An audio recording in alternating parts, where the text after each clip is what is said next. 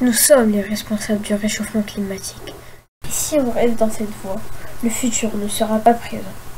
Fumée est égal à CO2 plus mégots. Il n'y a pas que les super-héros pour sauver la planète. Je chauffe pour rien. Filtrez vos eaux sols. Économisez vos lumières, prendre une douche au lieu d'un bain, faire du compost. Le climat change, pourquoi pas nous? Réparer plutôt que jeter. Prendre un vélo au lieu d'une voiture. Allez-vous-en!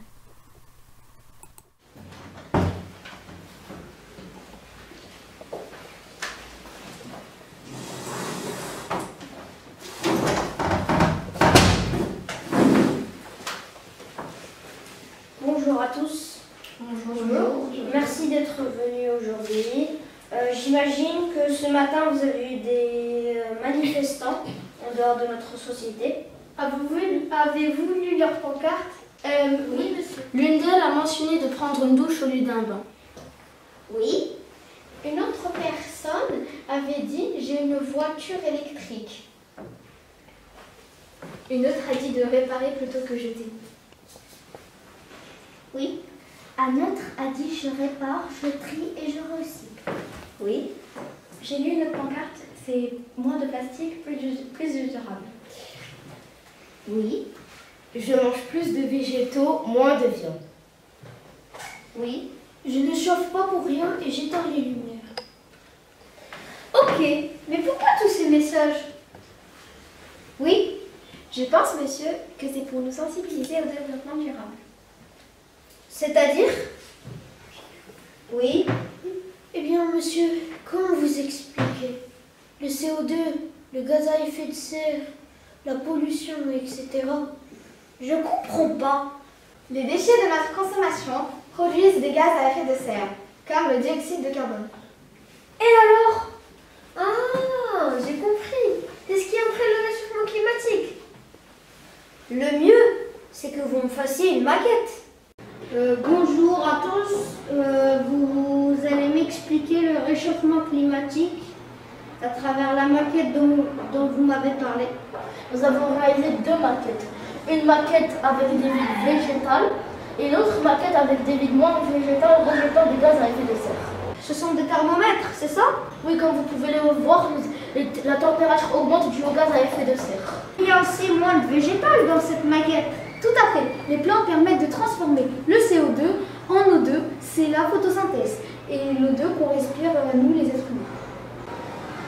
Mais c'est quoi tous ces déchets et ces arbres morts? C'est la déforestation et les déchets produits par l'homme. Est-ce qu'ils ont un impact sur le réchauffement climatique? La déforestation diminue les végétaux. Et comme je vous le disais, les végétaux permettent de limiter le CO2, donc le réchauffement climatique. Et eux aussi produisent du CO2 en se dégradant, et même d'autres gaz bien plus nuisibles, comme le méthane. Et ce plastique, il représente les effets de serre. Les déchets, notre consommation, transport et énergie produisent des gaz à effet de serre.